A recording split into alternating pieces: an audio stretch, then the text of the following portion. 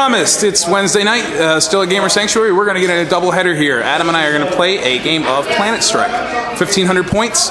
I'm going to be using Oscar's Orks tonight. I don't think Adam realized that until he walked in the door. And he's going to be using his Tau. This is going to be kind of a practice mission for him for the first round of our 40k campaign. We're starting in a couple weeks because Adam's bringing a new faction into it. Therefore, he's going to have to try to land on the planet. So these new Planet Strike rules came just in the nick of time for him. Let's take a look at what the Orks are going to field today. All right, sorry for the jumbled mess, but I had to try to fit it all on one tray. This is going to be an Ork army out of the Ghazghkull supplement, so we are going to be using all the Ghazghkull special rules. I am not using Gaz, though, because generally speaking, we're trying to stay away from special characters. I do have Zagstruck in there, sorry. But we have a War Boss with a Power Claw and the Big Boss Pole, so he's going to be hanging out with 20 Shooter boys and making them all fearless. They all have Shooters, heavy armor, there's 2 big Shooters and a Knob with a Power Claw in there. I have a unit of 7 Knobs, 1 with a Power Claw and a Boss Pole. I have 10 Storm Boys with Zagstruck, 5 Def Copters with rockets. The one in the front here also has a Buzzsaw.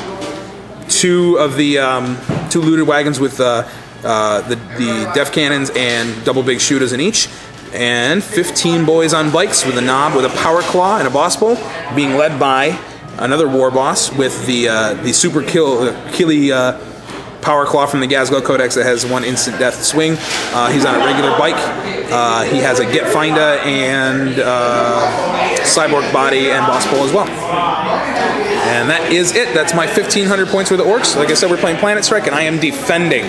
So we'll see if that makes a difference here. All my crazy amounts of shots might not come into play in turn 1.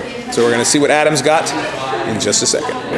All right, Adam and I have been going over his list, and we just decided it'd probably be easier for him to narrate. We're going to start by saying we do have 2 detachments. The primary is a Farsight detachment, but it is a Planet Strike Farsight detachment. So he has the prerequisite HQ, and again, with Planet Strike, really all you need to have is that 1 HQ, and everything else is, as long as you fit under the limits, you're good.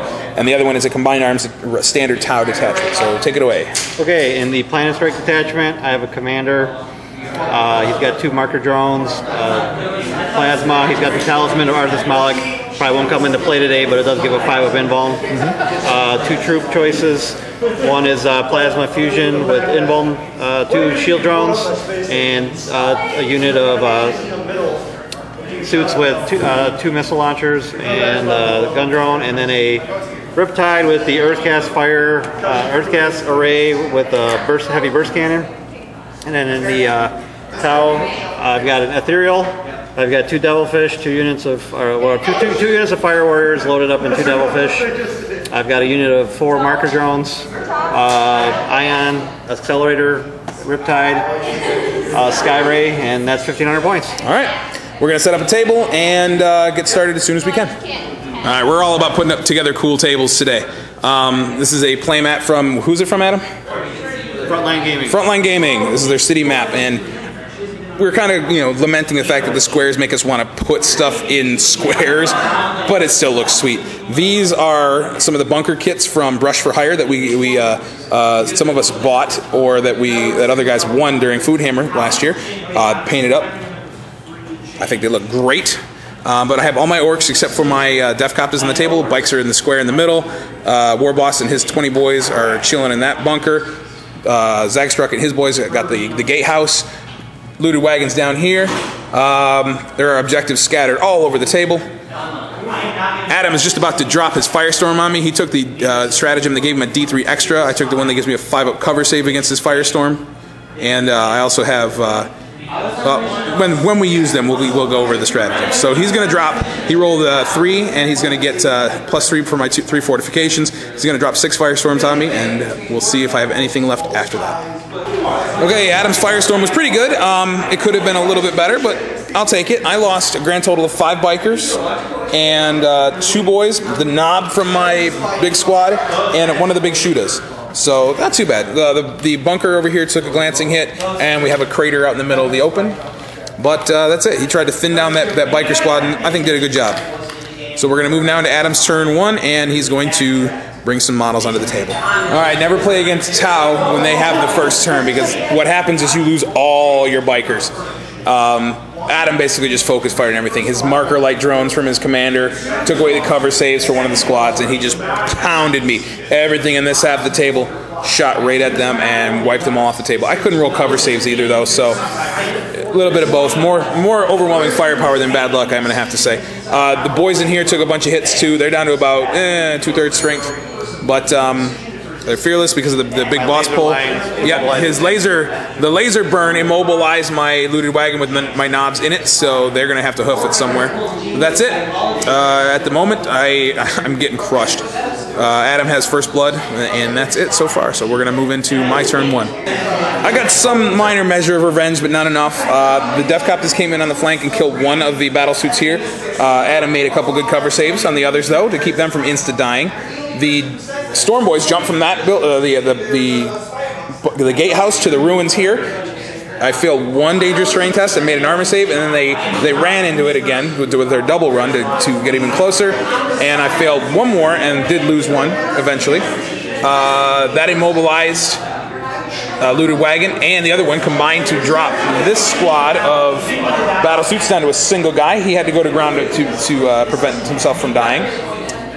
Those boys moved forward and shot at the commander, took a wound off him, and killed one of the drones, two of the drones, but they passed their leadership check, he passed his, and that's it. I'm still in trouble. So we're going to move into turn 2 now. Things are going from bad to worse for me. A squad of fire warriors came out from reserve here with the ethereal and 30 shots into my Death Copters Leda. 3 are dead, and those two are running away, but they only ran 3 inches. Kind of funny. This Riptide, all by himself, annihilated Zagstruck's unit. You can see they're not in the building anymore because they are running away. Zagstruck actually has a wound on him as well. I got to put that counter down. The other one failed to hurt that looted wagon at all, so I'm feeling a little bit better about that. And they took out a couple of the boys down here in cover from the last Fire Warrior squad here. So everything is on the table, but I am really thin in numbers, so we're going to see if I can't at least try to hold on to some objectives and get some points. Bottom of turn 2 still is not looking good for me. Zagstruck and his buddy almost rallied with a 3, but they're still running away. The Death Copters did rally, and they snap fired at that guy and hit him twice actually, and I failed the wound both times. That's right. I rolled 2 6s to hit and 2 1s to wound. I think I made one. Oh, yeah, you did. You did.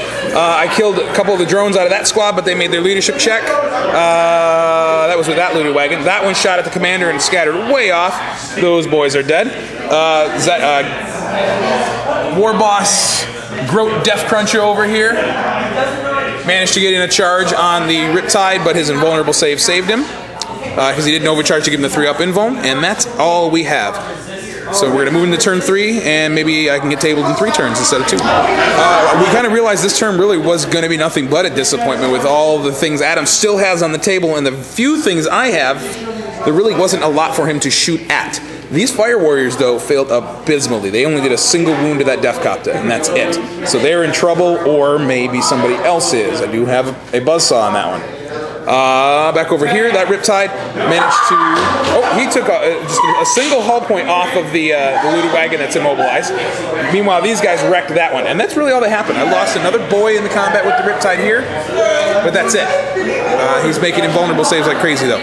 So we're going to move into my next turn. This is bottom of 3, and maybe I can, I don't know, have some fun. All right, bottom of turn 3. I know the writing's on the wall in this game, so I'm just trying to get some more boys into the fight. The knobs finally jumped out of their wagon. I had to get some really, really good rolls to be able to get to that Riptide, and they just didn't get them. So they're out in the middle of nowhere, right by the statue. The Death Copter took a wound on Overwatch, so I had both of them with 1 wound left, and they got in there, and we had a draw with the combat. I failed to hit with the Power Claw, otherwise I would have won the fight. Over there, I managed to finally do 2 wounds to the Riptide with the War Boss's Power Claw, but he killed 2 more of my boys in return, so it was a draw. But again, they're fearless thanks to the War Boss's big boss pull, so that fight continues to spall. So Adam's going to go into turn 4 and just start grabbing objectives. Big thumbs up for Tau in combat. They hit me a couple times and failed to wound because they're only strength 3 versus my toughness 5. The drones charged in there to get some extra attacks. I decided to attack the drones back, only hit them once, and then rolled a 1 to fail to wound. So that combat is a total wash. These guys jumped forward, killed a bunch of the knobs. They're okay though. They stayed. The Power Claw went, and one of the knobs with a choppa is good. Failed to do anything to that looted wagon again. It is blessed. We're going to rename it the Treads of Gork. Over here, I took a wound on the War Boss and did another wound to the Riptide in return, and the drones charged in. So that's about it. Adam did forget to Nova charge that Riptide, so he didn't get the invulnerable save on him. Still got a 5-up. Yep, still had the 5-up. He made 1. So otherwise, I would have won that combat. Or actually killed him if he had failed that. He's only got 1 wound left. So we're going to move into bottom of my turn 4. Alright, one of the coolest things happened right here in the middle of the table, where my 2 knobs, who were surviving, ran across here, faced a lot of Overwatch fire. The one with a single wound left fell to a plasma shot, and we kind of imagined the boss knob was prodding him forward, using him as cover, and then he got into the combat and insta-killed the battlesuit right there by himself. So that was pretty cool. Over here, the Defcopter actually won combat. He killed both drones, and because the Ethereal gives them stubborn, they made the leadership check. They passed on a 2 anyway. But over here, War Boss Def Crusher managed to Def Crush a Riptide finally. He took another wound in return though, so he's down to a single wound. And there's a boy left, but they're still locked in combat with the drones, so protecting him from some of the fire this turn. Yay for me. We're going to move now into turn 5. This is going to be our last turn, probably. Top of turn 5, the battlesuits all combined to kill that knob. The Riptide finally removed the last hull point off of the looter wagon here. He only got 2 lances out of all his shots, though.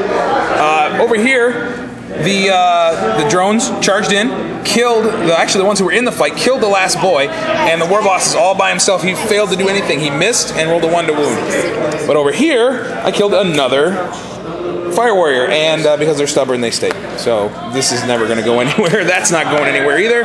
We're going to go into the bottom of 5, finish this game up, and call it bottom of 5. The Fire Warriors and the Ethereal managed to kill that last Defcopter, and the War Boss killed off one of the drone squads. So he is sitting there alone with 2 drones.